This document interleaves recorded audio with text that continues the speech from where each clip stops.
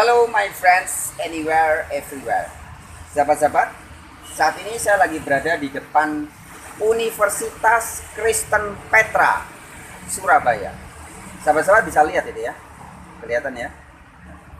Ada tulisannya Universitas Kristen Petra.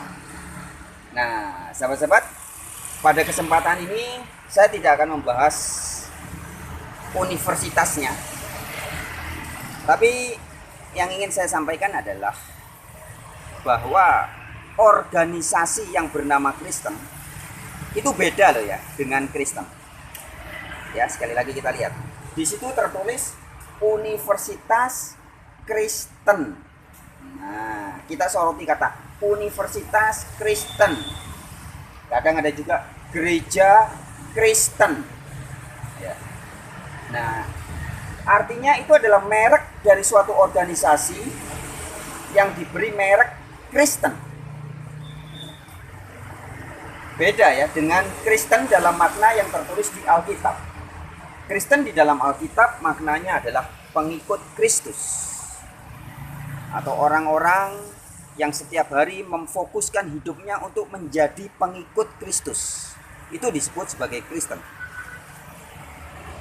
Lebih jelasnya, bahkan sangat jelas ya, sangat jelas terang benderang jika kita lihat di dalam Bible, di dalam Alkitab. Baik dalam kitab Injil Matius, kitab Injil Markus, kitab Injil Lukas, maupun kitab Injil Yohanes. Jelas sekali, syarat-syarat orang boleh disebut sebagai Kristen, atau syarat-syarat orang menjadi Kristen.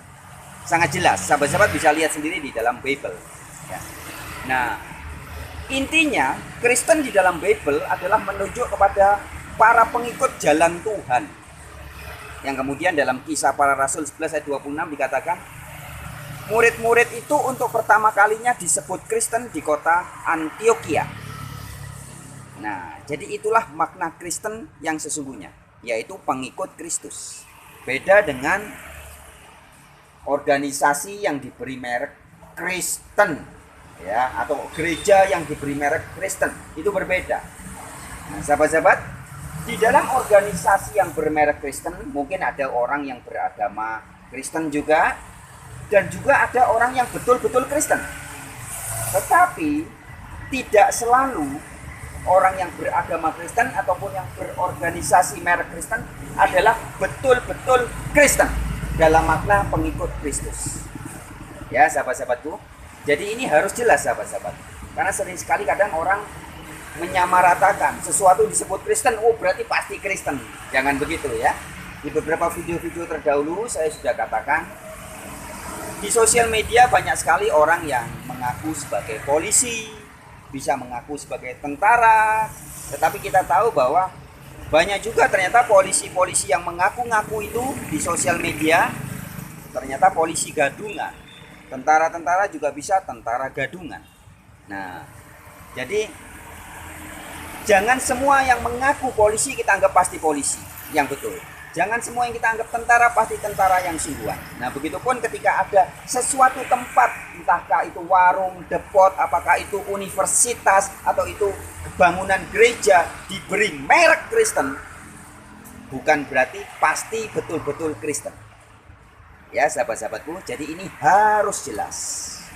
Kalau Anda dan saya mau tahu syarat-syarat Kristen yang betul seperti apa, Kristen yang asli seperti apa, baca di sumbernya yang pasti, yaitu di Alkitab.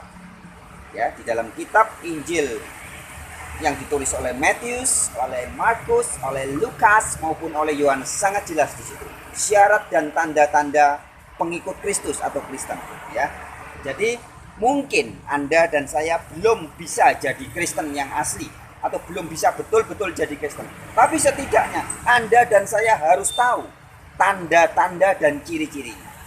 Sehingga ketika di dalam dunia yang penuh hiruk pikuk hingar-bingar nih, banyak orang ngaku-ngaku Kristen, tapi setiap hari fokus hidupnya masih bisnis, masih uang, masih karir, masih apalagi hobi-hobi yang duniawi ya.